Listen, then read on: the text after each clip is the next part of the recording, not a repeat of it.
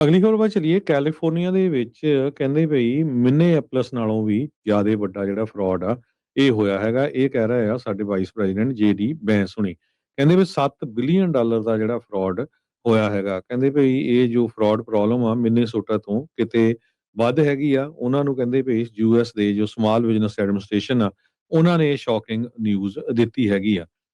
ਸੋ ਇਸ ਸੰਬੰਧ ਦੇ ਵਿੱਚ ਉਹ ਕਹਿੰਦੇ ਵੀ ਅਸੀਂ ਕੈਲੀਫੋਰਨੀਆ ਦੇ ਵਿੱਚ ਵੀ ਪੂਰੀ ਜਿਹੜੀ ਆ ਇਨਵੈਸਟੀਗੇਸ਼ਨ ਕਰਾਂਗੇ। ਕਹਿੰਦੇ ਵੀ ਯੂਜੂਅਲੀ ਜਿਹੜੀਆਂ ਬਲੂ ਸਟੇਟਸ ਆ ਉਹਨਾਂ ਦੇ ਵਿੱਚ ਇਹ ਸਾਰਾ ਕੁਝ ਬਹੁਤ ਵਾਪਰਿਆ ਹੈਗਾ। ਕਹਿੰਦੇ ਵੀ ਜੇ ਟੈਕਸਸ ਵਰਗੀ ਸਟੇਟ 'ਚ ਵੀ ਦੇਖ ਲਓ ਉੱਥੇ ਕਈ ਜਿਹੜੇ ਬਲੂ ਸਿਟੀਜ਼ ਹੈਗੀਆਂ ਉੱਥੇ ਵੀ ਨਹੀਂ ਇਦਾਂ ਦੀ ਚੀਜ਼ ਵਾਪਰੀ ਹੈਗੀ ਜਿੱਦਾਂ ਦੀ ਕੈਲੀਫੋਰਨੀਆ 'ਚ ਵਾਪਰੀ ਹੈਗੀ ਆ। ਇਸ ਮਹੀਨੇ ਦੇ ਸ਼ੁਰੂਆਤ ਦੇ ਵਿੱਚ ਡਿਪਾਰਟਮੈਂਟ ਆਫ ਹੋਮਲੈਂਡ ਸਿਕਿਉਰਿਟੀ ਨੇ ਇੱਕ ਮੇਜਰ ਫਰਾਡ ਇਨਵੈਸਟੀਗੇਸ਼ਨ ਮਿਨੇਸੋਟਾ ਦੇ ਵਿੱਚ ਸ਼ੁਰੂ ਕੀਤੀ ਸੀ, ਖਾਸ ਕਰਕੇ ਟਾਰਗੇਟਿੰਗ ਰਿਫਿਊਜੀ ਐਪਲੀਕੇਸ਼ਨਸ ਦੇ ਸੰਬੰਧ ਦੇ ਵਿੱਚ ਤੇ officially re-examining thousands of cases and referring suspected ਜੋ ਵਾਇਲੇਸ਼ਨਸ ਟੂ ਆਈਸ। ਸੋ ਦੁਬਾਰਾ ਕੀ ਫੇਰ ਉਹਨਾਂ ਦੇ ਕੇਸ ਖੋਲੇ ਗਏ ਸੀਗੇ। ਪਿਛਲੇ ਦਿਨਾਂ ਦੇ ਵਿੱਚ ਉੱਥੇ ਚਾਈਲਡ ਕੇਅਰ ਫੰਡਿੰਗ ਨੂੰ ਲੈ ਕੇ ਕਿਸ ਤਰ੍ਹਾਂ ਜੋ 92 ਸਕੂਲ ਜਿਹੜੇ ਆ ਉਹਨਾਂ ਚੋਂ 87 ਸਕੂਲ ਜਿਹੜੇ ਆ ਉਹ ਸਮਾਲੀਅਨ ਮੂਲ ਦੇ ਲੋਕਾਂ ਦੇ ਸੀ। ਉਹਨਾਂ ਦੇ ਵਿੱਚ ਇਹ ਦੇਖਿਆ ਗਿਆ ਵੀ ਸਟੂਡੈਂਟ ਨਹੀਂ ਸੀਗੇ। ਸੋ ਅੱਜ ਕਿਉਂਕਿ ਅੱਜ ਦੀ ਡੇਟ ਦੇ ਵਿੱਚ ਸਭ ਤੋਂ ਜ਼ਿਆਦਾ ਜਿਹੜੀ ਆਈਸ ਦੀ ਐਕਟੀਵਿਟੀ ਆ ਉਹ ਮਿਨੇਐਪਲਸ ਦੇ ਵਿੱਚ ਹੋ ਰਹੀ ਹੈਗੀ ਆ। ਤੇ ਅੱਜ ਮਿਨੇਐਪਲਸ ਦੇ ਵਿੱਚ ਬਹੁਤ ਵੱਡਾ ਜਿਹੜਾ ਪ੍ਰੋਟੈਸਟ ਹੋਇਆ ਹੈਗਾ ਮਿਨੇਸੋਟਾ ਦੇ ਵਿੱਚ। ਹੰਡਰਡਸ ਐਂਡ ਥਾਊਜ਼ੈਂਡਸ ਆਫ ਲੋਕ ਕਹਿੰਦੇ ਭਈ ਇਕੱਠੇ ਹੋਏ ਸੀ, ਹਜ਼ਾਰਾਂ ਦੀ ਗਿਣਤੀ ਦੇ ਵਿੱਚ। ਈਵਨ ਦੋ ਟੈਂਪਰੇਚਰ ਬਿਲੋ 0 ਡਿਗਰੀ ਸੀ। ਬਿਜ਼ਨੈਸਸ ਮੈਜੋਰਿਟੀ 'ਚ ਜਿਹੜੇ ਬੰਦ ਸੀਗੇ।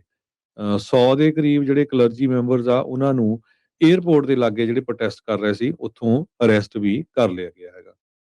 ਜੀ।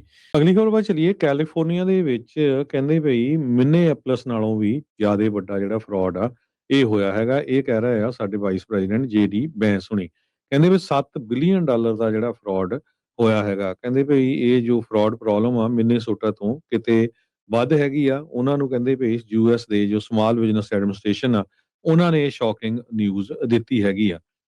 ਸੋ ਇਸ ਸੰਬੰਧ ਦੇ ਵਿੱਚ ਉਹ ਕਹਿੰਦੇ ਵੀ ਅਸੀਂ ਕੈਲੀਫੋਰਨੀਆ ਦੇ ਵਿੱਚ ਵੀ ਪੂਰੀ ਜਿਹੜੀ ਆ ਇਨਵੈਸਟੀਗੇਸ਼ਨ ਕਰਾਂਗੇ। ਕਹਿੰਦੇ ਵੀ ਯੂਜੂਅਲੀ ਜਿਹੜੀਆਂ ਬਲੂ ਸਟੇਟਸ ਆ ਉਹਨਾਂ ਦੇ ਵਿੱਚ ਇਹ ਸਾਰਾ ਕੁਝ ਬਹੁਤ ਵਾਪਰਿਆ ਹੈਗਾ। ਕਹਿੰਦੇ ਵੀ ਜੇ ਟੈਕਸਸ ਵਰਗੀ ਸਟੇਟ 'ਚ ਵੀ ਦੇਖ ਲਓ ਉੱਥੇ ਕਈ ਜਿਹੜੇ ਬਲੂ ਸਿਟੀਜ਼ ਹੈਗੀਆਂ ਉੱਥੇ ਵੀ ਨਹੀਂ ਇਦਾਂ ਦੀ ਚੀਜ਼ ਵਾਪਰੀ ਹੈਗੀ ਜਿੱਦਾਂ ਦੀ ਕੈਲੀਫੋਰਨੀਆ 'ਚ ਵਾਪਰੀ ਹੈਗੀ ਆ। ਇਸ ਮਹੀਨੇ ਦੇ ਸ਼ੁਰੂਆਤ ਦੇ ਵਿੱਚ ਡਿਪਾਰਟਮੈਂਟ ਆਫ ਹੋਮਲੈਂਡ ਸਿਕਿਉਰਿਟੀ ਨੇ ਇੱਕ ਮੇਜਰ ਫਰਾਡ ਇਨਵੈਸਟੀਗੇਸ਼ਨ ਮਿਨੇਸੋਟਾ ਦੇ ਵਿੱਚ ਸ਼ੁਰੂ ਕੀਤੀ ਸੀ, ਖਾਸ ਕਰਕੇ ਟਾਰਗੇਟਿੰਗ ਰਿਫਿਊਜੀ ਐਪਲੀਕੇਸ਼ਨਸ ਦੇ ਸੰਬੰਧ ਦੇ ਵਿੱਚ ਤੇ officially re-examining thousands of cases and referring suspected ਜੋ ਵਾਇਲੇਸ਼ਨਸ ਟੂ ਆਈਸ। ਸੋ ਦੁਬਾਰਾ ਕੀ ਫੇਰ ਉਹਨਾਂ ਦੇ ਕੇਸ ਖੋਲੇ ਗਏ ਸੀਗੇ। ਪਿਛਲੇ ਦਿਨਾਂ ਦੇ ਵਿੱਚ ਉੱਥੇ ਚਾਈਲਡ ਕੇਅਰ ਫੰਡਿੰਗ ਨੂੰ ਲੈ ਕੇ ਕਿਸ ਤਰ੍ਹਾਂ ਜੋ 92 ਸਕੂਲ ਜਿਹੜੇ ਆ ਉਹਨਾਂ ਚੋਂ 87 ਸਕੂਲ ਜਿਹੜੇ ਆ ਉਹ ਸਮਾਲੀਅਨ ਮੂਲ ਦੇ ਲੋਕਾਂ ਦੇ ਸੀ। ਉਹਨਾਂ ਦੇ ਵਿੱਚ ਇਹ ਦੇਖਿਆ ਗਿਆ ਵੀ ਸਟੂਡੈਂਟ ਨਹੀਂ ਸੀਗੇ। ਸੋ ਅੱਜ ਕਿਉਂਕਿ ਅੱਜ ਦੀ ਡੇਟ ਦੇ ਵਿੱਚ ਸਭ ਤੋਂ ਜ਼ਿਆਦਾ ਜਿਹੜੀ ਆਈਸ ਦੀ ਐਕਟੀਵਿਟੀ ਆ ਉਹ ਮਿਨੇਐਪਲਸ ਦੇ ਵਿੱਚ ਹੋ ਰਹੀ ਹੈਗੀ ਆ। ਤੇ ਅੱਜ ਮਿਨੇਐਪਲਸ ਦੇ ਵਿੱਚ ਬਹੁਤ ਵੱਡਾ ਜਿਹੜਾ ਪ੍ਰੋਟੈਸਟ ਹੋਇਆ ਹੈਗਾ ਮਿਨੇਸੋਟਾ ਦੇ ਵਿੱਚ। ਹੰਡਰਡਸ ਐਂਡ ਥਾਊਜ਼ੈਂਡਸ ਆਫ ਲੋਕ ਕਹਿੰਦੇ ਭਈ ਇਕੱਠੇ ਹੋਏ ਸੀ, ਹਜ਼ਾਰਾਂ ਦੀ ਗਿਣਤੀ ਦੇ ਵਿੱਚ। ਈਵਨ ਦੋ ਟੈਂਪਰੇਚਰ ਬਿਲੋ 0 ਡਿਗਰੀ ਸੀ। ਬਿਜ਼ਨੈਸਸ ਮੈਜੋਰਿਟੀ 'ਚ ਜਿਹੜੇ ਬੰਦ ਸੀਗੇ।